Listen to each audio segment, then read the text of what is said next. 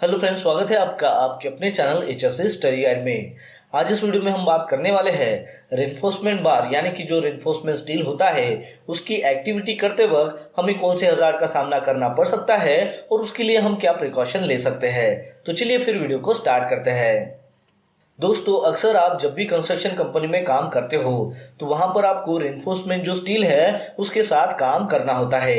यानी कि reinforcement steel को जो है आपको व्हीकल के जरिए लाना, उसको अनलोड करना, फिर बार बेंडिंग मशीन के जरिए उसको बेंड या फिर कट करना और फिर उसके बाद जो है उसको साइड पर ले जाना। तो ये जो सारी एक्टिविटी होती है इसमें काफी हजार्ड का सामना आपको करना पड़ सकता है और उसके लिए जो है क्या कंट्रोल मेजर्स लेने चाहिए, तो ये सारी जानकारी आपको होनी चाहिए। तो सबसे पहली एक्टिविटी है कि रेनफोर्समेंट जो बार है तो उसका जो है हमें व्हीकल से अनलोड करना है और उसका स्टैकिंग करना है। तो इस एक्टिविटी के वक्त हमें क्या हजार्ड का सामना करना पड़ सकता है और उसके लिए क्या कंट्रोल मेजर्स हम ले सकते हैं, आइए जानते हैं। तो सबसे पहला हजार्ड है कि व्हीकल की जो मूवमेंट है वो वहां पर रश हो सकती है, जिसके कारण जो है वर्कमैन को वहां पर इंजरी भी हो सकती है। अब इसके लिए हम क्या कंट्रोल मेजर ले सकते हैं, तो जो भी एक्सपीरियंस या फिर लाइसेंस जो ड्राइवर्स है जिसके पास लाइसेंस अवेलेबल है या फिर जो भी ऑपरेटर्स है तो उसने जो है ऑपरेट करना है व्हीकल को वो भी अच्छी तरह से। चलिए अब जानते हैं कि इसके लिए हम क्या कंट्रोल मेजर्स ले सकते हैं उसके बारे में।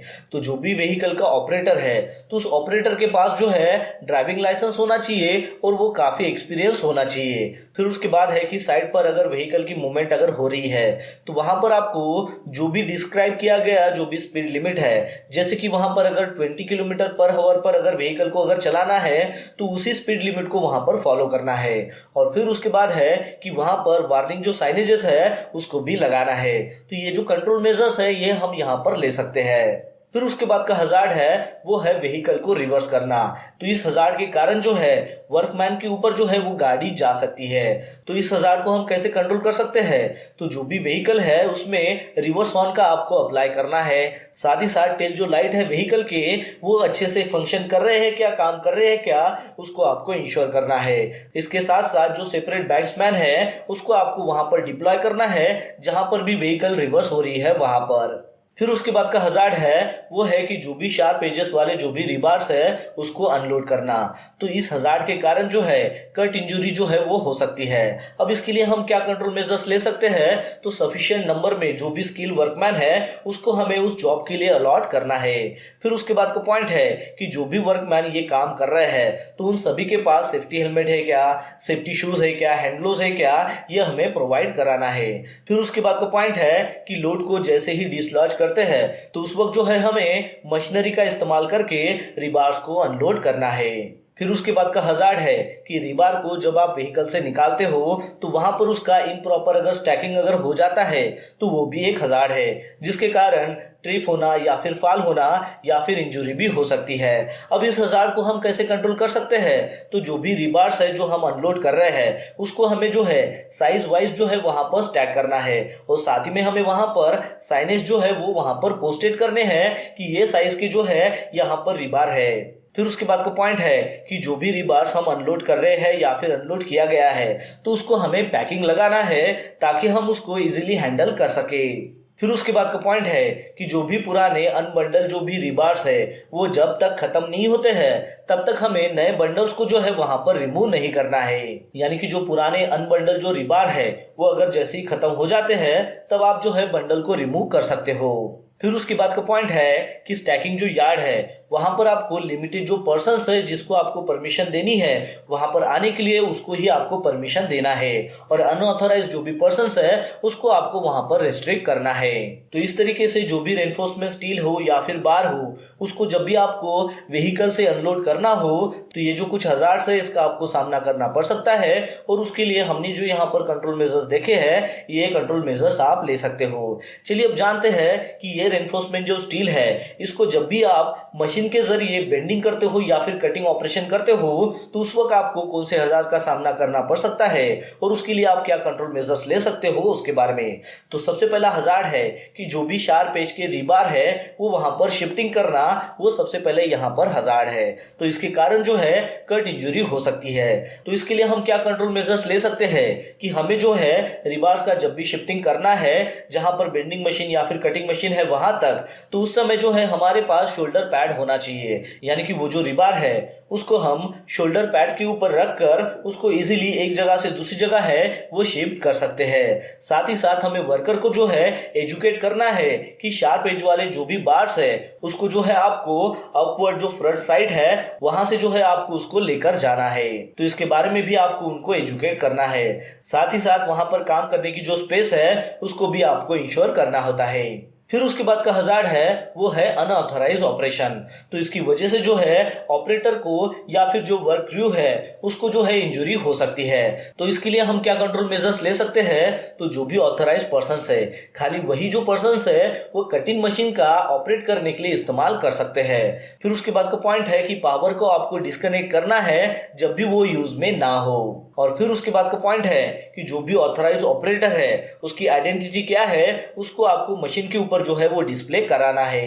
तो इस तरीके से जो है हम अनऑथराइज ऑपरेशन को वहां पर रोक सकते हैं। फिर उसके बाद का हजार्ड है अनगार्डेड, जो भी रोटेरी पार्ट हो या फिर कटिंग वेज हो वो। तो इसके कारण जो है इंटेंगलमेंट होना या फिर एम्पुटेशन होना इसका सामना हमें करना पड़ सकता है। चलिए अब जानते हैं कि इसके लिए हम क्या कंट्रोल मेजर्स ले सकते हैं। तो जो भी मशीन्स का रोटेटिंग पार्ट्स है या फिर कटिंग वेज है तो उसको जो है हमें सुटेबल जो भी गार्ड है वो प्रोवाइड कराना है ताकि हम लिम्स का जो भी इंटेंगलमेंट है उसको वहां पर अवॉइड कर सके। साथ ही साथ जो भी वर्कमैन है उसने वहां पर लूज जो क्लोथिंग है उसको नहीं पहनना है और अगर जरूरत हो तो वो जो मशीनरी है उसको वहां पर आपको बैरिकेड करना है। फिर उसके बाद का हजार्ड है वो है इलेक्ट्रिसिटी, जिसके कारण इलेक्ट्रिकेशन हो सकता है। तो इसके लिए हम क्या कंट्रोल मेजर्स ले सकते हैं आइए जानते हैं। तो जो भी कनेक्शंस है वहां पर वो सभी जो कनेक्शंस है वो आरसीसीबी से रूटेड होना चाहिए, इसको हमें इंश्योर करना है। साथ ही साथ जो भी केबल्स है उसका सफिशिएंट वहां पर कैपेसिटी के साथ साथ वो डबल इंसुलेशन भी होने चाहिए। साथ ही साथ इंडस्ट्रियल जो प्लग टॉप्स है या फिर सॉकेट्स है उसका आप वहां पर इस्तेमाल कर सकते हो। फिर उसके बाद का पॉइंट है कि हमें प्रोविजन करानी है वहां पर बॉडी अर्थिंग की। वो मशीन की भी हमें बॉडी अर्थिंग करानी होती है और जहां से कनेक्शन दिया गया है वहां पर भी हमें अर्थिंग देना होता है। फिर उसके बाद का पॉइंट है कि ये जो केबल्स है इसको हमें डैमेज होने से प्रिवेंट करना होता है। तो इसके लिए जो है हम केबल को जो है वो अंडरग्राउंड कर सकते हैं या फिर उसकी जो हाइट है वो थोड़ी अबाव में रख सकते हैं, जैसे कि 7 फीट के ऊंचाई से ऊपर, यानी कि उस हाइट पर अगर हम केबल लेकर जाएंगे तो वहां से जो है पर्सन्स वहां पर इजिली जा सकते हैं। तो आइदर हम यहाँ पर उसको अंडरग्राउंड कर सकते हैं या फिर उसकी हाइट जो है वो मेंटेन कर सकते हैं ताकि वो जो केबल है वो डैमेज ना हो। फिर उसके बाद का पॉइंट है कि इलेक्ट्रिकल जो इंस्पेक्शन है वो हम रेगुलर बेसिस के ऊपर कर सकते हैं। और फिर उसके बाद का पॉइंट है कि आरसीसीबी का जो इंस्पेक्शन है हम वो वीकली बेसिस के ऊपर कर सकते हैं। तो इस तरीके से जो है इलेक्ट्रिसिटी का जो हजार्ड है उसको हम कंट्रोल कर सकते हैं। फिर उसके बाद का हजार्ड है कि कटिंग या फिर बेंडिंग मशीन पर जब भी आप रेनफोर्समेंट स्टील का इस्तेमाल करते हो तो कटिंग ऑपरेशन होने के बाद जो भी शार्प एज वाला जो मटेरियल है वो भी एक हजार्ड होता है, क्योंकि उसकी वजह से जो है कट इंजरी हो सकती है। तो इसके लिए हम क्या कंट्रोल मेजर्स ले सकते हैं, तो हमें जो है डेली हाउसकीपिंग जो प्रैक्टिस है वहां पर एडॉप्ट करना है। साथ ही साथ सेपरेट जो स्क्रैप यार्ड रहेगा उसको हमें वहां पर डिमार्क करना है और वहां पर ही जो भी कटिंग पीसेस है उसको हमें वहां पर डंप करना है या फिर वहां पर हम स्क्रैप बार जो है वो भी वहां पर डंप कर सकते हैं। फिर उसके बाद है कि ये जो कटिंग किए गए जो रिबार्स है तो उसको हमें एक जगह पर वहां पर कलेक्शन करके वहां पर हमें साइनेजेस वहां पर पोस्ट करना है कि यहाँ पर जो है रिबार के कटिंग पीसेस है। तो इस तरीके से जो है हम यहाँ पर कंट्रोल मेजर्स ले सकते हैं। फिर उसके बाद का हजार्ड है कि फैब्रिकेटेड जो भी रिबार है उसका अगर इम्प्रॉपर तरीके से अगर स्टैकिंग होता है, यानी कि अगर स्टैकिंग जो है वो अगर सही से नहीं होता है तो वो भी एक हजार्ड है, क्योंकि इसकी वजह से ट्रिप्स होना, फाल होना या फिर हीट इंजरी भी हो सकती है। तो इसके लिए हम क्या कंट्रोल मेजर्स ले सकते हैं आइए जानते हैं। तो सबसे पहले जो भी रिबार्स का साइज है उसके अनुसार जो है हमें उसको प्रॉपरली स्टैक करना है। साथ ही साथ उसका डाया क्या है उसके वाइज जो है उसको हमें आइडेंटिफाई करना है। फिर उसके बाद है कि हमें एक साइज के रिबार के ऊपर अगर दूसरा साइज अगर रखते हैं तो उसके बीच में हमें सेपरेटर्स को रखना होता है। तो इस तरीके से जो है हम इसको यहाँ पर कंट्रोल कर सकते हैं। फिर उसके बाद का हजार्ड है कि मशीन के ऊपर एक्सेसिव जो नॉइज है वो भी जनरेट हो सकता है, तो उसके कारण जो है सुनने में हमें प्रॉब्लम हो सकती है। तो इसको कंट्रोल करने के लिए हमें क्या करना होता है कि जो भी मशीनरीज है उसका हमें प्रॉपर मेंटेनेंस करना होता है। साथ ही साथ जहां पर हम काम कर रहे हैं तो वहां पर हम एयर प्लग का भी इस्तेमाल कर सकते हैं। तो इस तरीके से जब भी हम मशीन्स के ऊपर रेनफोर्समेंट जो बार है उसका हम इस्तेमाल करते हैं तो इस हजार्ड्स का हमें सामना करना पड़ सकता है, और ये जो कंट्रोल मेजर्स हमने यहाँ पर देखे हैं ये हम ले सकते हैं। चलिए अब जानते हैं कि जब ये फैब्रिकेटेड जो रेनफोर्समेंट स्टील है तो इसको जो है हमें वर्क एट हाइट पर अगर मैन्युअली अगर लेकर जाना हो, शिफ्ट करना हो, तो उस वक्त हमें कौन से हजार्ड का सामना करना पड़ सकता है और उसके लिए हम क्या कंट्रोल मेजर्स ले सकते हैं, आइए जानते हैं। तो सबसे पहला हजार्ड है इम्प्रॉपर एक्सेस, क्योंकि इसके कारण जो है ट्रिप होना, फॉल होना या फिर हीट इंजरी भी वहां पर हो सकती है।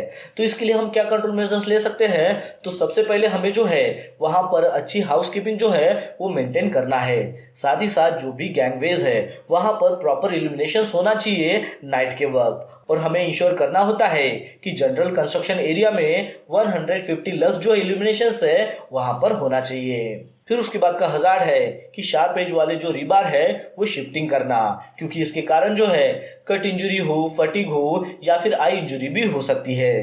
तो इसके लिए हम क्या कंट्रोल मेजर ले सकते हैं, तो सफिशिएंट नंबर में जो भी वर्कमैन है उसको हमें उस जॉब के अनुसार जो है अलॉट करने हैं। साथ ही साथ जो भी पर्सन्स वहां पर उस रीबार को लेकर जा रहे हैं, शिफ्ट कर रहे हैं, तो उन सभी के पास शोल्डर पैड जो है वो होने चाहिए। इसके साथ साथ उन सभी के पास पीपी जैसे कि हेलमेट हो, हैंड ग्लोव्स हो या फिर सेफ्टी शूज जो है वो उन सभी को प्रोवाइड कराना है और इंश्योर करना है कि वो सभी जो है उसको पहनकर ही काम कर रहे हैं। और फिर उसके बाद का हजार्ड है वो है लिफ्टिंग इक्विपमेंट का फेल हो जाना, तो इसके कारण जो है मटेरियल वहां पर नीचे गिर सकता है।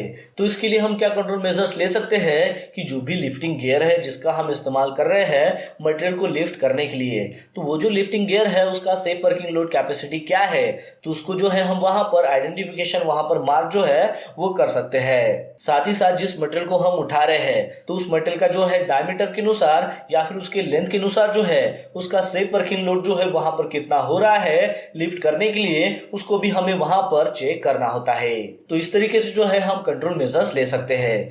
तो दोस्तों आशा करता हूं कि आपको इस वीडियो के माध्यम से पता चल गया होगा रेनफोर्समेंट स्टील या फिर जो बार है उसको हम जब भी हैंडल करते हैं तो उस वक्त हमें कौन से हजार्ड का सामना करना पड़ सकता है और उसके लिए हम क्या प्रिकॉशन ले सकते हैं उसके बारे में। तो बस आज के लिए इतना ही, मिलता है नेक्स्ट वीडियो में एक नए टॉपिक के साथ में। तब तक के लिए टेक केयर, बाय बाय।